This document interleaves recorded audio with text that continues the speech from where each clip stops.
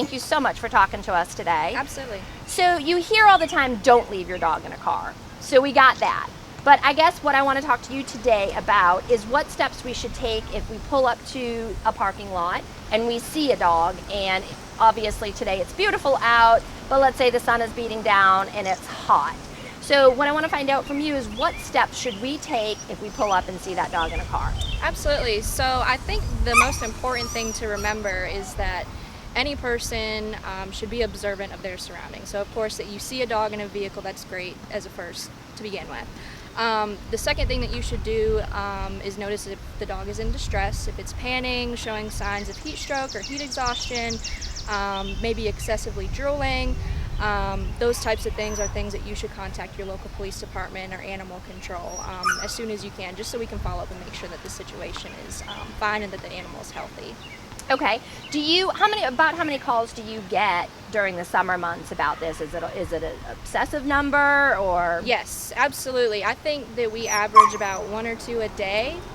This is just on people based on the fact that people see dogs in vehicles and want us to follow up to make sure that they're not there for an extended period of time. So, do you get any in the winter, or is it mostly in the summer? Its majority is in the summer. We do get the occasional few in the winter. The winter is a little bit iffy though, just because, as long as they're in an enclosed vehicle, they're typically fine in there.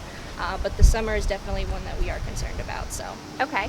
And so when you get to, you'll come out and investigate to make sure, what steps do you take as far as making sure that that dog is okay? Right, so we want to look at the physical signs again of the dog, make sure that they're not excessively panting, excessively drooling, maybe showing signs of like lethargy, not really reacting to us being there up against the window. That means that, they might be slipping into unconsciousness. We definitely want to make sure we observe the vehicle and use our resources to identify who owns the vehicle, and we might even take it as far as to go into the store that it's parked next to see if we can make an announcement in the store for the owner to come outside. If we feel that the animal is in distress and is in critical condition to the point where we need to extract it from the vehicle, that's when we would use our resources with the police department to come out and extract the animal. So you wouldn't extract the animal, you would have the local police department? Yep, we would have the local police department help us enter the vehicle, and then we would take the animal out. So before we call you, should we go inside and have them page the owners, or is that something we should avoid? It's something that's really up to your discretion. Sometimes the stores will work with you and they'll try to help you. Other times they'll be like, we should call the local authorities first before we do that. So it's really up to your discretion. Another one of the tools that we can use once we get there, of course, is we have the laser thermometer, so we can be able to identify what the temperature is on the inside of the vehicle, what the temperature of the dog is as well. So. Okay.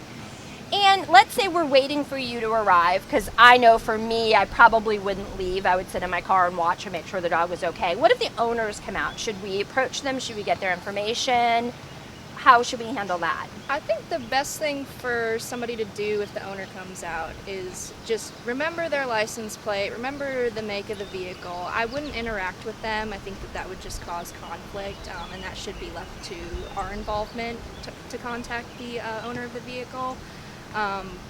We don't want to have any other kind of disturbance around, so I think that letting us handle the situation all over is just going to be the better option for everyone. Is there a law against leaving dogs in hot cars? Would they get ticketed? Would they get fined, warned? How does that work? So there's not technically a law that you can't travel with your dog, you can't have your dog in a vehicle, but there's always the potential for things to get significantly worse, especially in the summer months when it gets hot. There's always the potential for your dog to overheat, to become in distress, and for the potential to be charged with animal cruelty, unfortunately. So. Okay. And would you contact them if they had left? Would you contact them and warn them or talk with them about that safety if they had left before you got there? Yeah, absolutely. I think that educating the public is big. And if we had the opportunity to, positively identify who owns the vehicle, then we would probably go the extra step to give them a call and just say, hey, we were aware of this situation and we want to advise you of the risks of leaving your dog in a hot car during the summertime. And so if we're not getting any response from our local police, do we call 911 if it gets too serious?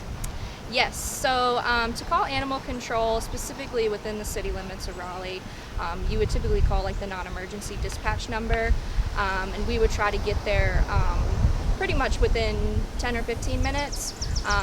If you feel it's more urgent than that, then you can absolutely call 911 and, you know, request that the police respond as soon as possible. So. Okay. And let's say you guys have a really busy day and you're not getting there, and we see that dog panting or passing out. As a public, can we go into the car and extract the dog? Unfortunately, no. Especially here within the city, there is a law, and I'm pretty sure it's all over North Carolina as well, that the only people who are permitted to extract an animal from a vehicle with probable cause that it's in distress or in critical condition is animal control officers, police officers, and firemen. Okay. Do you know if we do feel it's in distress, is there any laws that protect the public if we do go in and grab the dog, or could we be charged? I don't think that there are any laws, unfortunately, that can protect the public. I think that it's something that you could definitely be charged for, and that's why it's important that you call your local animal control and police department as soon as possible, just so we can address the situation to make sure all legalities are being followed. Okay, perfect. Is there anything else that you'd like to add about dogs' safety in the cars or during the summer months? Yeah, absolutely. I think it's important for everybody to know that even though we love to bring our dogs with us places because we care about our dogs and we don't want them to be left behind, when you bring your dog with you to run errands at a store, it's actually only putting them in more stress because they're in a situation where they don't know where they're at, the conditions that they're in are deteriorating, it's uncomfortable to be in, and so it's just best to leave them at home just to be on the safe side with things. Perfect. Well, thank you so much for talking with us today. I truly appreciate it. Absolutely. Thank you. So today we talked to the Raleigh Police Department, Raleigh Animal Control. We thank them for coming out and taking the time. We learned a lot about hot cars with animals and what steps we should take, because I think that that's a misconception about what we can and can't do. Thank you so much to Live View Studios for making this educational film happen. Please like our Facebook page, share this video because it's got great information.